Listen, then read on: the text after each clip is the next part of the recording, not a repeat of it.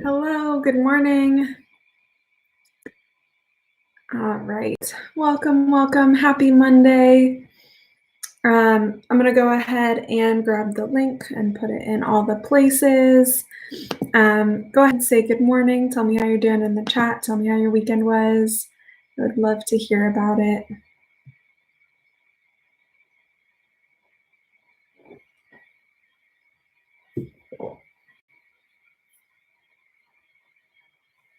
All right. So how's everyone doing? Did everyone have a good end? Hoping so.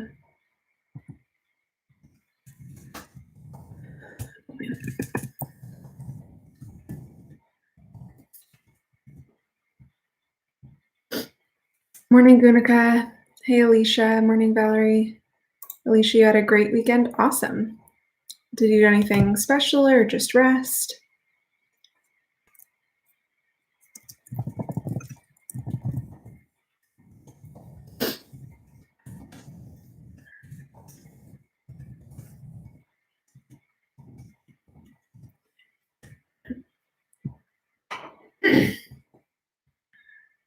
Morning, Mrs. Garcia.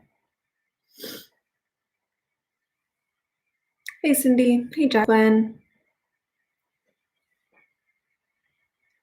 Oh, Jacqueline, that's awesome. Over 500 face shields printed and given out. Great.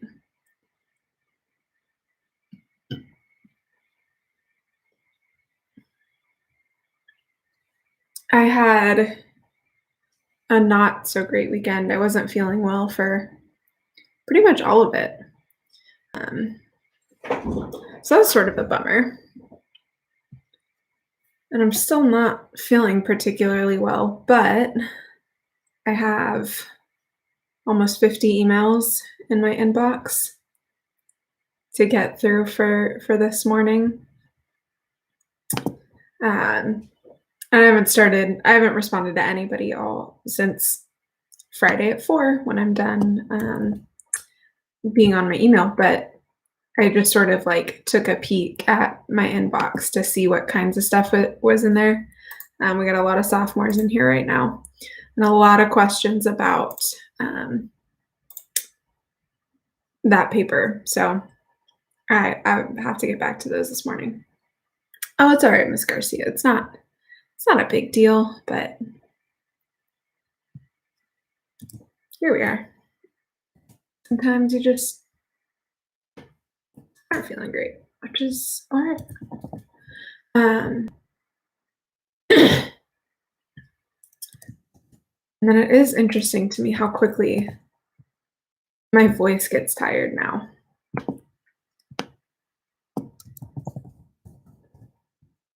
I feel like I'm still talking the same amount, but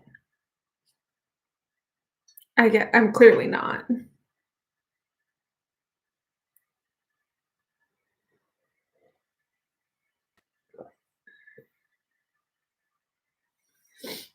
Oh, that's a really cool idea. Hey, Mom. So Miss Garcia made a list of all the things that would make you feel good, and you spend time every day trying to do one of the things on that list. That's an awesome thing to do. Hey, Marissa. I had something similar about I don't know, maybe a year ago.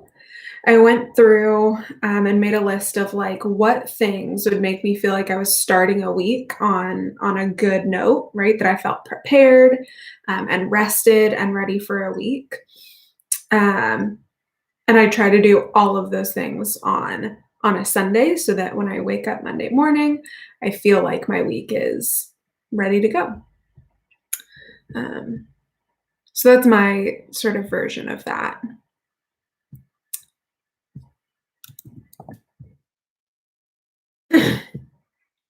But of course, I think if I were to look on that list, I don't think I did any of those things yesterday because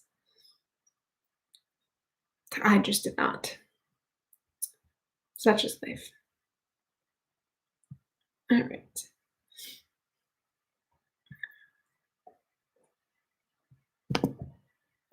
Sorry, I just need to get the link into Canvas and then we will be ready to go. Um,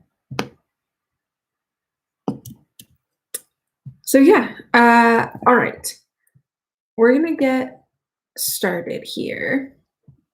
I have our poem for today. I just realized I might have put the wrong date as the title of this video. I think I put Friday's date because, here we are. All right. We're going to get started on our poem for today.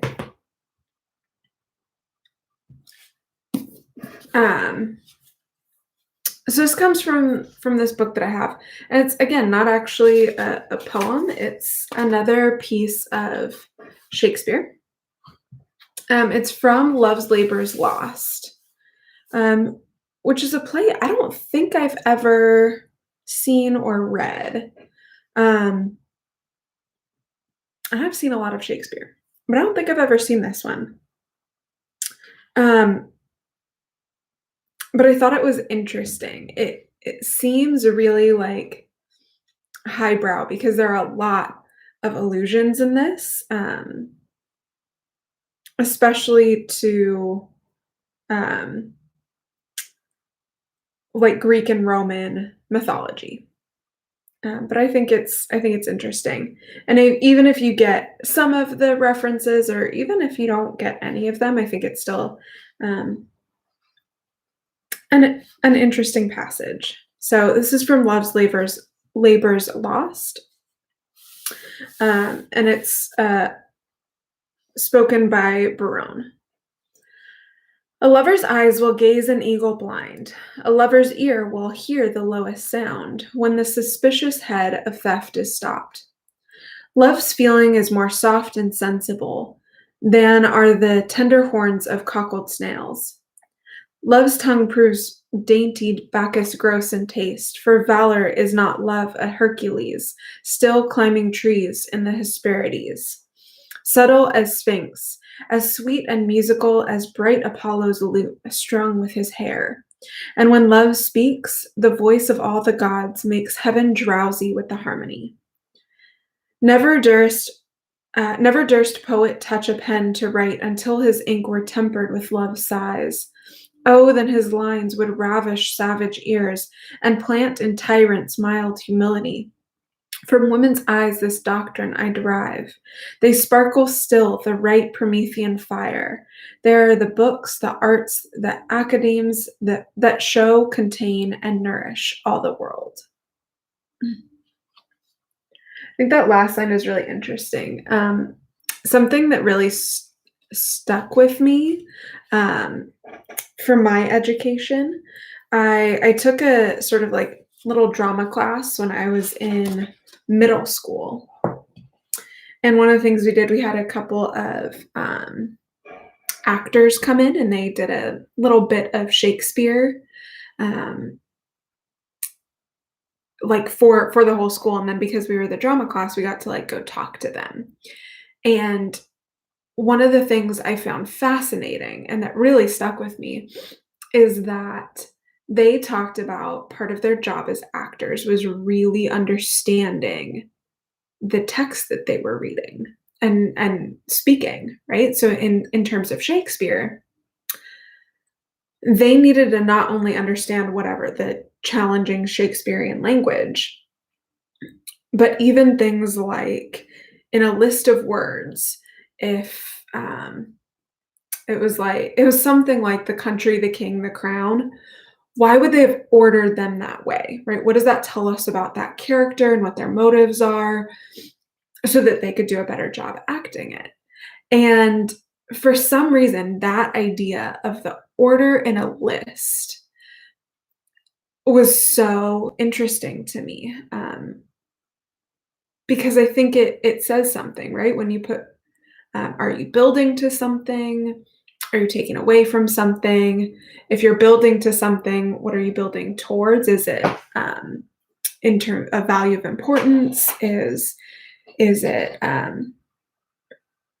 building to something that is worse and worse? It's just a really interesting concept to me.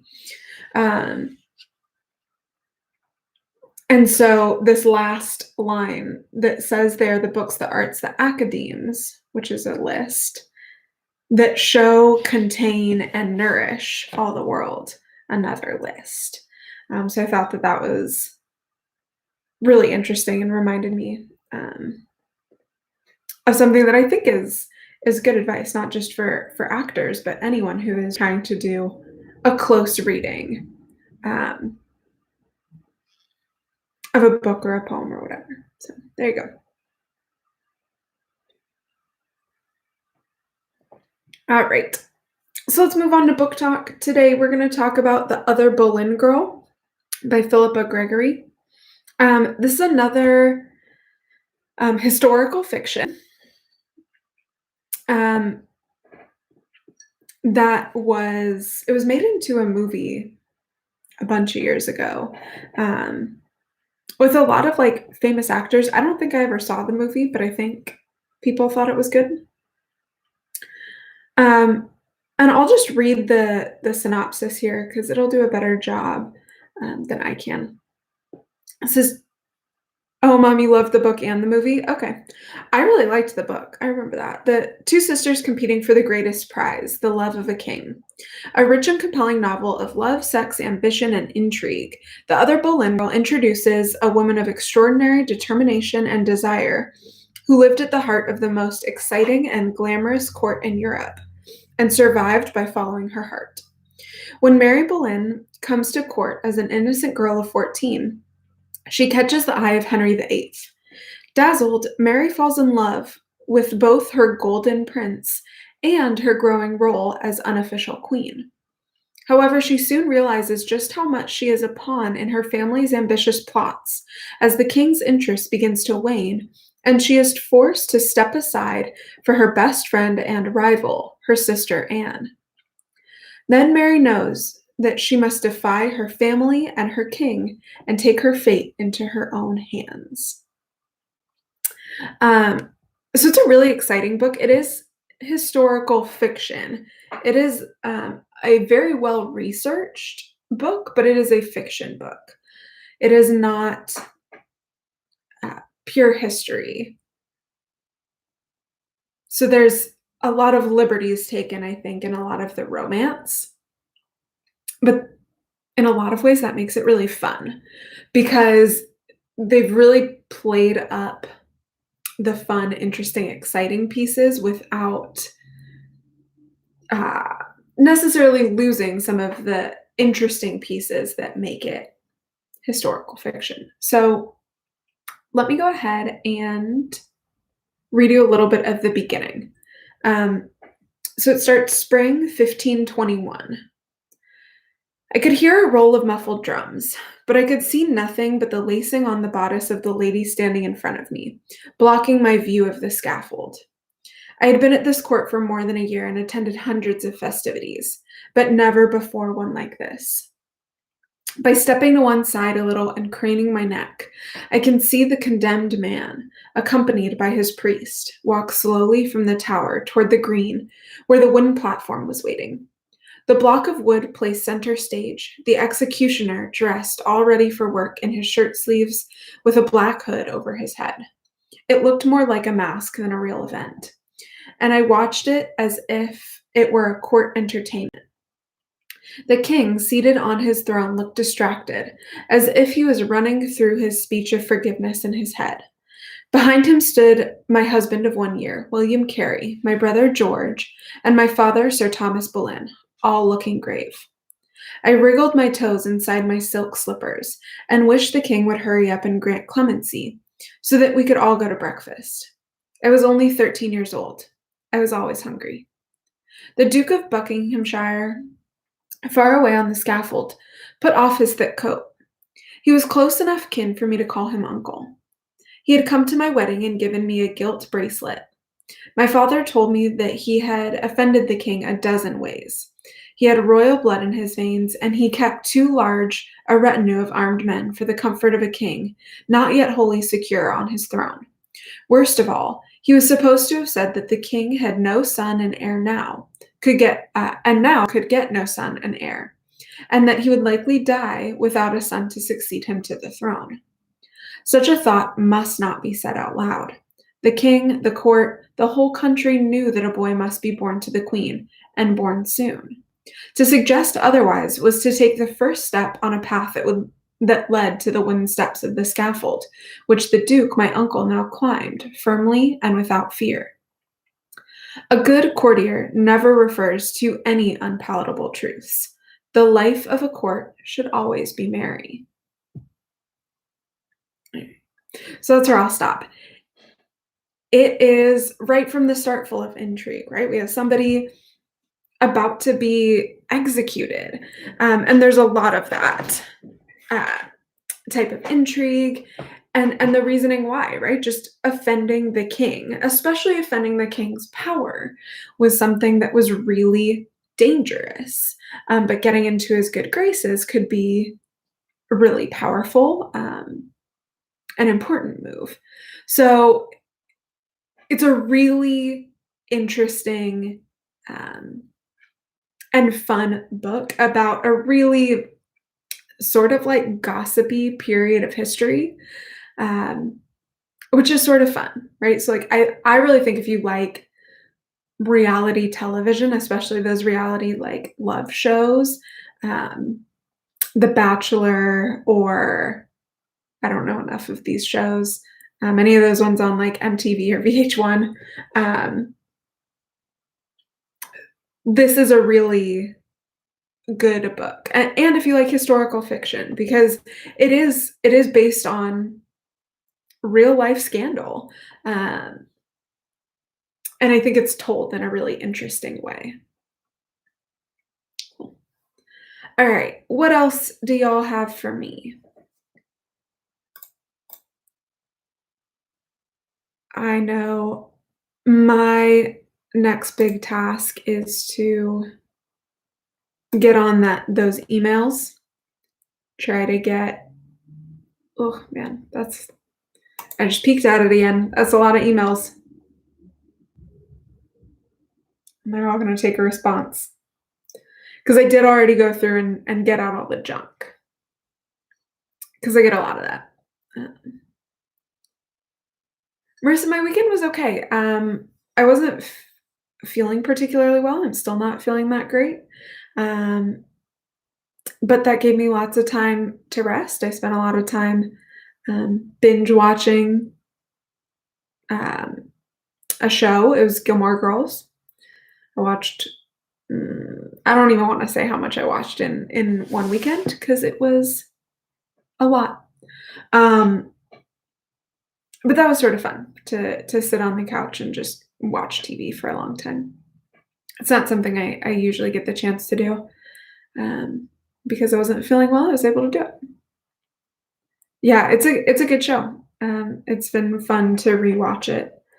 Um, so yeah, I haven't seen it in several years. Alicia, what?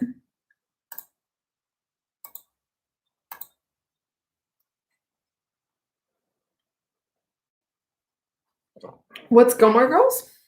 Um, it was a show that was on in the early 2000s, about a mother and a daughter. It's a great show. It's on Netflix if you have that. Um, I I don't know that it's still, like, actually cool. Um, there's some stuff that I'm not sure that you all will understand. They have pagers, and they go to the, movie store a lot.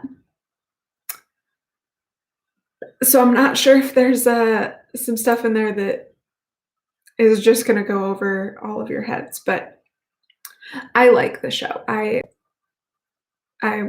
used to watch it while it was, like I don't even know that I watched it when it was actually, like, coming out on like, live on TV. Um, I started watching it when it was, like, on reruns on TV, for sure. But yeah, it's sort of a fun show. All right. So I think we are going to wrap it up so that we can all get on with our days. So that I can jump into those emails. If you were waiting on an email from me, thanks for your patience. I'll be getting to it sometime this morning. Um, but other than that, I hope you all have an awesome Monday. I hope that you get a great start to your week. And I will see you either later today in class or tomorrow back here on YouTube Live. All right. Always remember who you are, what you represent, and to show your Mustang pride. Have a great day, everyone.